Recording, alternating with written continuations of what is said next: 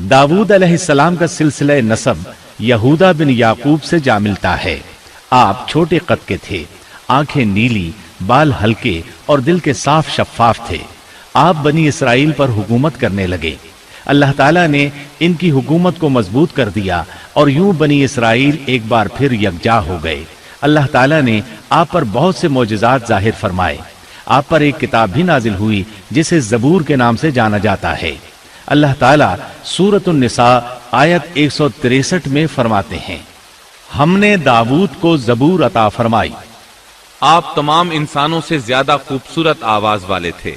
सही बुखारी की एक हदीस में है कि एक मर्तबा रसूलुल्लाह सल्लल्लाहु अलैहि वसल्लम ने अबू मूसा अशअरी रजी अल्लाह अन्हु को कुरान मजीद की तिलावत करते सुना। उनकी आवाज बहुत खूबसूरत थी। आप उनकी क़िराअत तवज्जुह से सुनने लगे। फिर आपने फरमाया, ए अबू मूसा, तुझे दाऊद अलैहिस्सलाम जैसी बेहतरीन आवाज अता की गई है। अल्लाह ताला ने आपकी आवाज को भी एक मौजज़ा बना दिया, और वो ऐसे कि जब दाऊद अलैहिस्सलाम ज़बूर की तिलावत करते तो पहाड़ उसको सुनकर आपके साथ तस्बीह शुरू कर देते, और जब परिंदे ये आवाज सुनते तो उनके पास आकर अपनी गर्दनें झुकाकर बैठ जाते और तस्बीह में उनके साथ शामिल हो जाते, अपनी जगह से हरकत भी न करते। अल्लाह ताला सूरह सबा आयत 10 में फरमाते हैं, ए पहाड़ों, इसके साथ रग़बत से तस्बीह पढ़ा करो, और परिंदों को भी यही हुक्म है। खुद दाऊद अलैहिस्सलाम के बारे में अल्लाह ताला का फरमान है, और हमारे बंदे दाऊद को याद करें जो बड़ी कुव्वत वाला था, यकीनन वो बहुत रुजू करने वाला था। इसी तरह अल्लाह ताला सूरतुल अंबिया आयत 79 में फरमाते हैं, और हमने पहाड़ को दाऊद के ताबे कर दिया जो तस्बीह करते थे, और परिंदों को भी, और हम ही ये सब कुछ करने वाले थे। इसी तरह सूरह स्वाद आयत 18 और 19 में अल्लाह ताला फरमाते हैं, यकीनन हमने पहाड़ों को उसके ताबे कर रखा था कि उसके साथ शाम को और सुबह को तस्बीह खानी करें, और परिंदे भी सब के सब उनके ताबे रहते थे। ये दाऊद अलैहिस्सलाम के मोजज़ात थे। अल्लाह ताला ने और भी कई मोजज़ात से उन्हें नवाजा था। अल्लाह ने आपके लिए लोहे को नर्म फरमा दिया था। आप लोहे से इस तरह चीजें बना लेते थे जिस तरह लोग गारे और मिट्टी से बना लेते हैं। आप लोहे से जिरहें बनाते थे। नूह अलैहिस्सलाम से पहले भी जिरहें होती थीं, लेकिन वो तख्तियों की मानंद होती थीं। उनको सीने और कमर की तरफ लटका लिया जाता था, लेकिन उनका बोझ बहुत होता था। आपने लोहे की कड़ियां और दायरे बनाकर उनको खास अंदाज में जोड़ जोड़ कर जिरहें तैयार की। ये बहुत हल्का लिबास था और पूरे जिस्म को दुश्मन के वार से महफूज रखता था।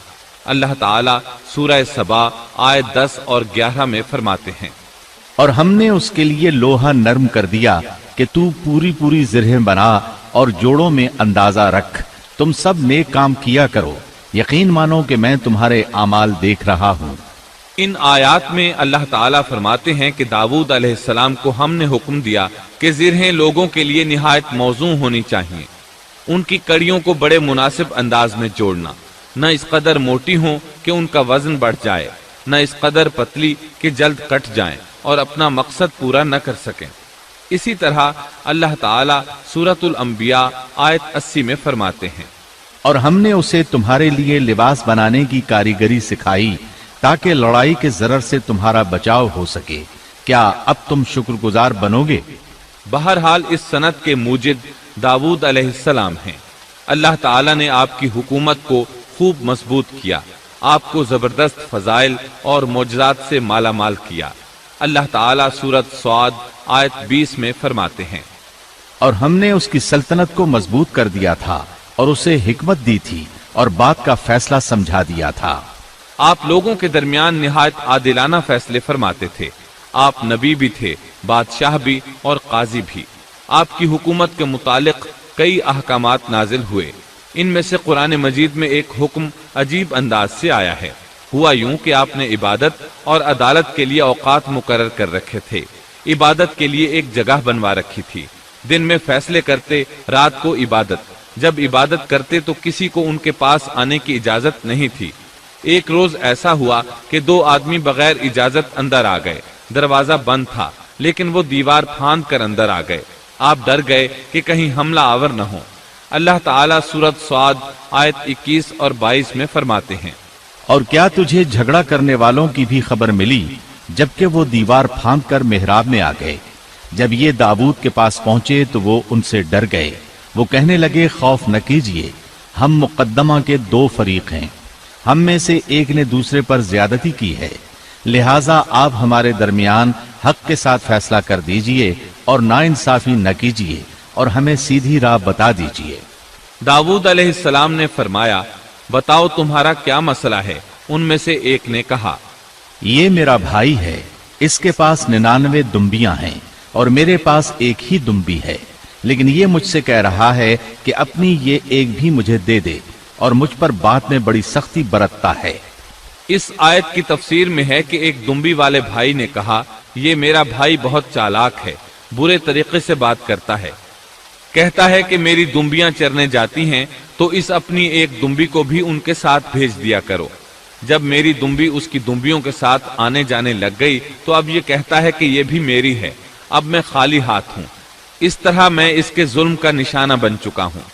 داؤد علیہ السلام نے فوراً کہا، اس کا اپنی دمبیوں کے ساتھ تیری ایک دمبی ملا لینے کا سوال واقعی تیرے اوپر ایک ظلم ہے، اور اکثر حصے دار اور شریک ایسے ہی ہوتے ہیں کہ ایک دوسرے پر ظلم کرتے ہیں، سوائے ان لوگوں کے جو ایمان لائے اور جنہوں نے نیک عمل کیے، اور ایسے لوگ بہت ہی کم ہیں۔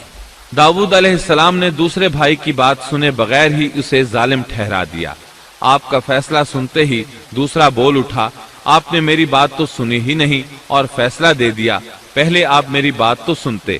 داؤد علیہ السلام فوراً بھانپ گئے کہ ان سے غلطی ہوئی ہے اور سمجھ گئے کہ یہ اللہ تعالیٰ کی طرف سے آزمائش ہے۔ آپ نے فوراً توبہ کی، اللہ کی طرف رجوع کیا اور استغفار کرنے لگے۔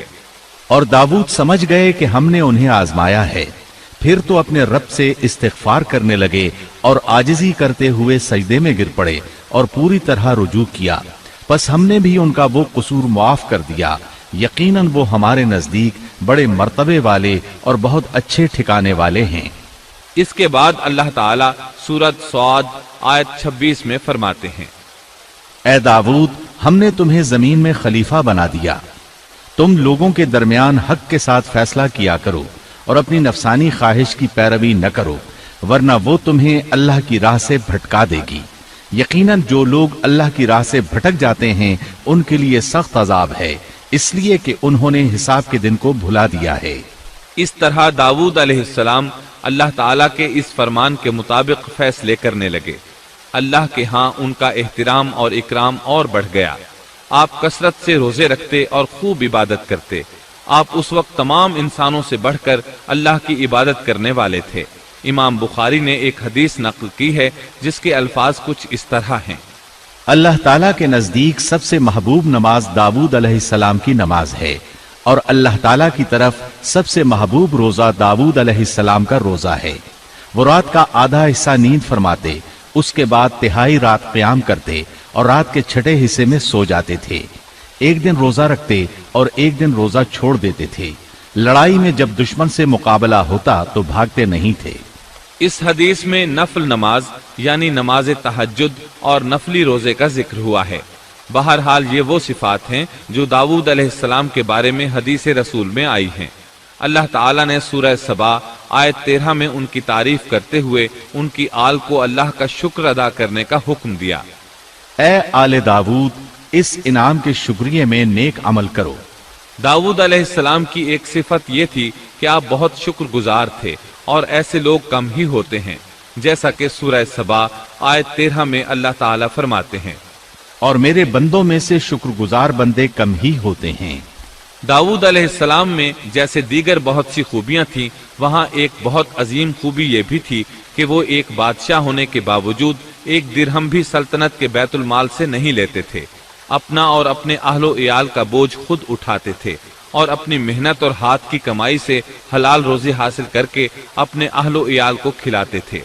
داؤد علیہ السلام کی اس عظیم صفت کو نبی کریم صلی اللہ علیہ وسلم نے یوں بیان کیا ہے، صحیح بخاری میں ہے، کسی انسان نے اس شخص سے بہتر روزی نہیں کھائی جو خود اپنے ہاتھ سے کما کر کھاتا ہے۔ اللہ کے نبی داؤد علیہ السلام بھی अपने हाथ से काम करके रोजी खाया करते थे। बाज मुफस्सिरीन बयान करते हैं कि दाऊद अलैहिस्सलाम दुआ मांगा करते थे कि ए मेरे अल्लाह, कोई ऐसी सूरत पैदा कर दे कि मेरे लिए हाथ की कमाई आसान हो जाए, क्योंकि मैं बैतुल माल पर अपना बोझ नहीं डालना चाहता।